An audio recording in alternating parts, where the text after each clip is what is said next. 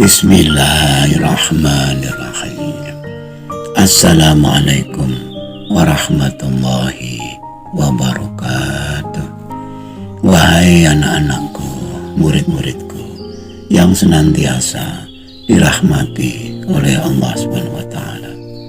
Marilah kita lanjutkan pelajaran kita, ngaji belajar urip.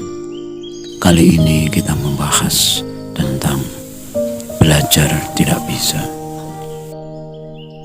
Pernahkah kita bertanya pada diri sendiri, sejak kapan kita bisa bicara, berjalan, makan sendiri, mandi sendiri, bisa membaca, menulis, mengenal bentuk, mengenal warna, dan sebagainya?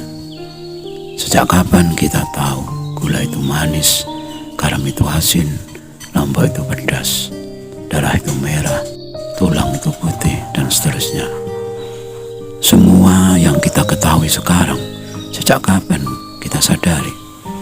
Bila orang tua kita kebetulan mencatat atau merekam semua itu, mungkin sekarang kita bisa menjawab semua pertanyaan tersebut. Apakah semua itu permintaan kita?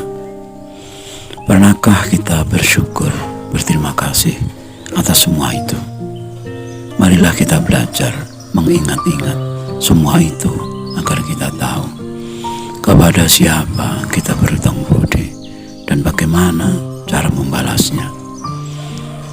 Apa saja yang sekarang kita lakukan dengan mudah bukanlah datang dengan tiba-tiba, akan tetapi butuh proses yang luar biasa.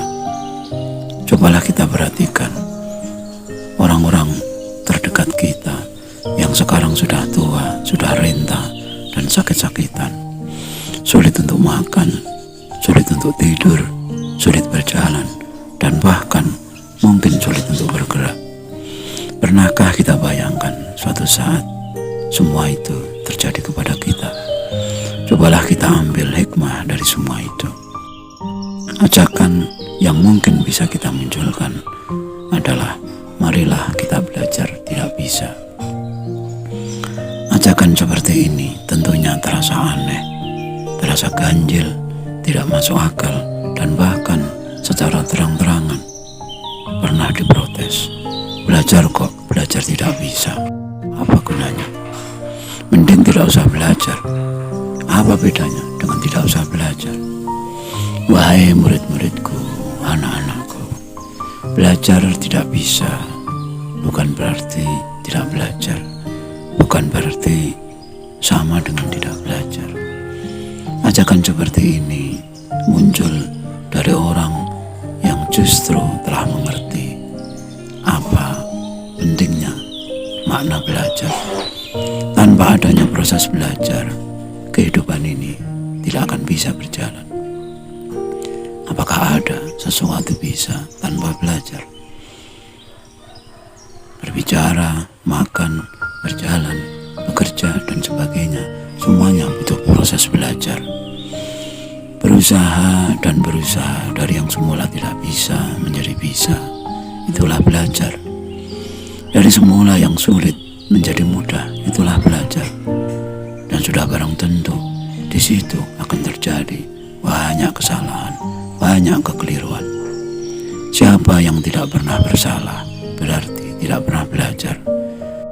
Pepatah ini begitu populer dilontarkan oleh mereka-mereka yang sekarang menjadi penemu-penemu besar, tokoh-tokoh besar yang memberikan sumbangan yang begitu hebat bagi peradaban di dunia modern seperti sekarang ini.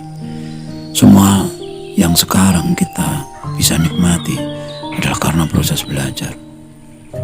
Lalu, mengapa ada ajakan untuk belajar tidak bisa? Hal ini tentu tidak lepas dari kenyataan bahwa kemampuan manusia amatlah terbatas oleh ruang dan waktu. Ruang gerak di mana kita bergerak, di mana kita tinggal, membatasi atau mempengaruhi secara langsung.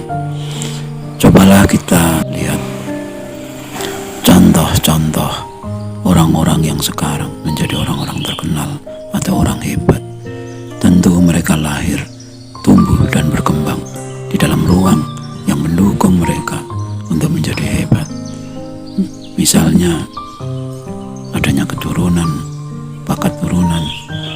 kondisi lingkungan yang mendukung. Seniman, musisi, olahragawan, politikus, dan bahkan ulama-ulama besar. Dengan ruang dan situasi dan kondisi yang memadai, kita dapat menjadi orang yang sangat hebat. Namun, waktu yang kita punya pastilah memberikan batasan yang mutlak bagi kita. Dan setiap waktu yang berjalan, peristiwa selalu mengiringi. Kematian akan menghentikan semuanya.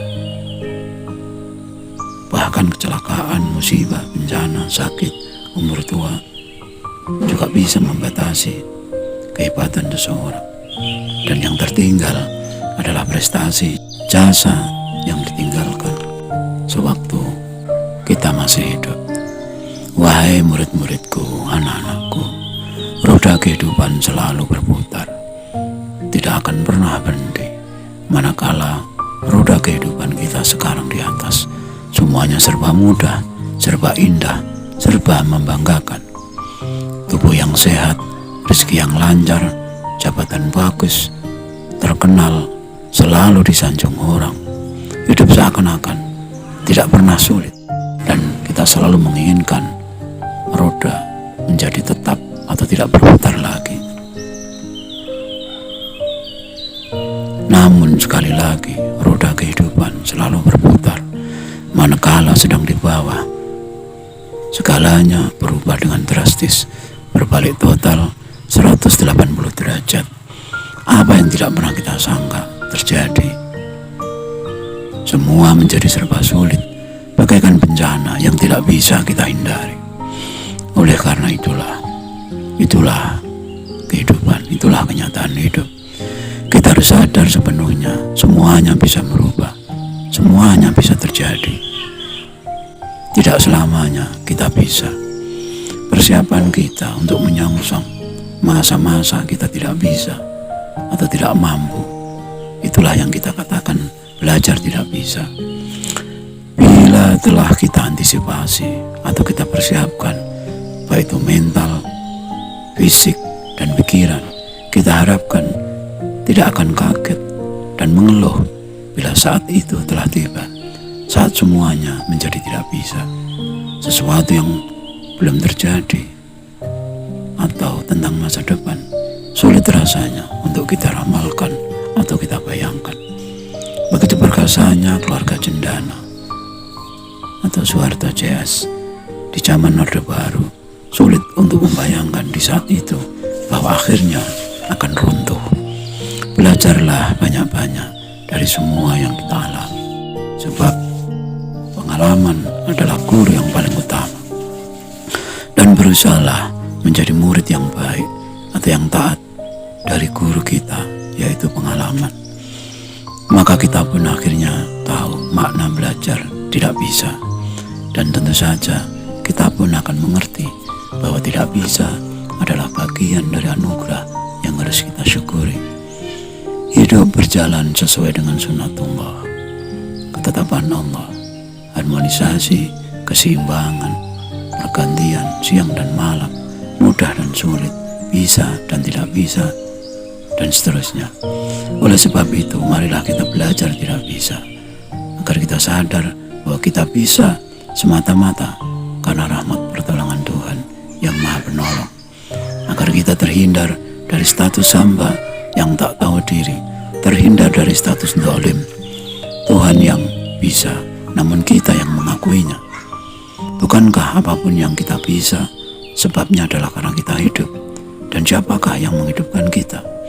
Sekali lagi, marilah kita belajar tidak bisa, agar kita mensyukuri atas ketidakbisaan kita, dan memudahkan bagi kita untuk selalu ingat kepadanya. Amin. Sekian dulu wejangan-wejangan yang mohon maaf atas segala kekurangan, dan semoga selalu bermanfaat. Marilah kita berdoa bersama.